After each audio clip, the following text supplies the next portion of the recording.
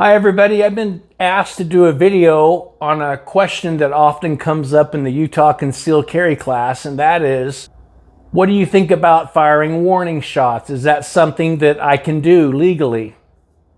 Well, there's nothing in Utah law that says you cannot fire a warning shot, but I'll just tell you right now, I am against warning shots, and we'll talk about why.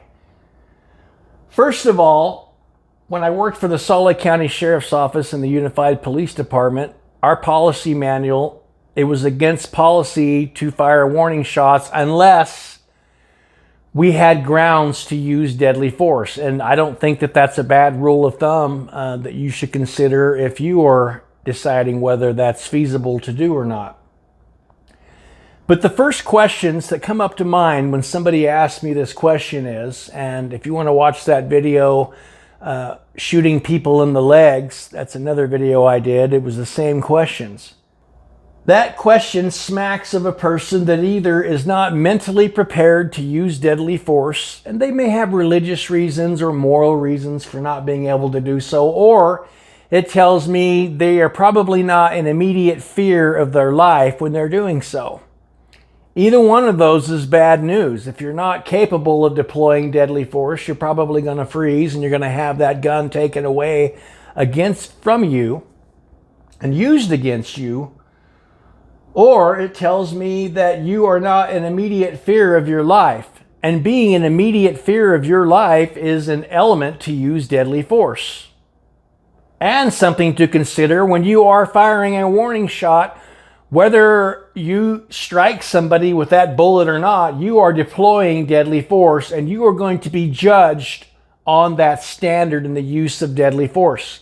And the law is very clear in Utah.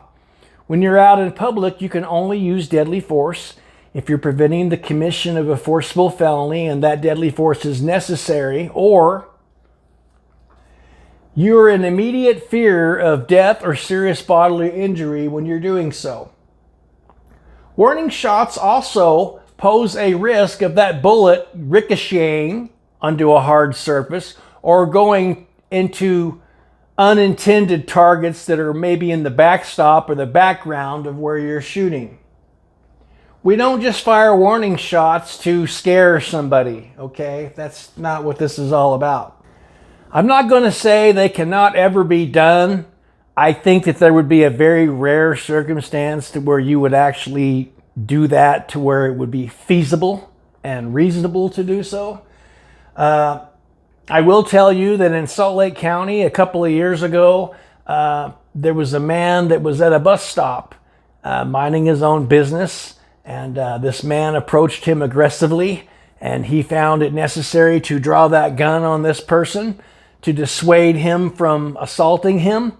And that aggressor backed off, and then he came back minutes later with another individual.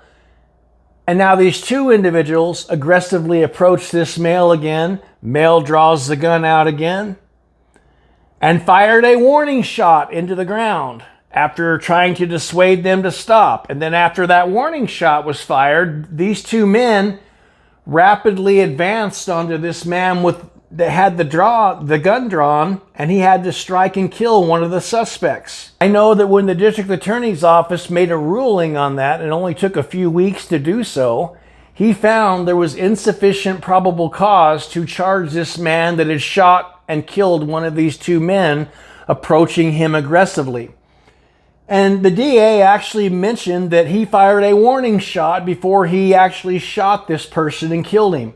And it appeared to me that the DA didn't have a problem with this warning shot being fired. And so there's a real live case of a situation where this man was not charged. So it is possible that maybe a warning shot would be feasible and reasonable to do so, but I think that those should be very carefully examined, and you should ask yourself those two questions I mentioned earlier in the video to rule out that that might be the underlying reason why you would be asking a question like that.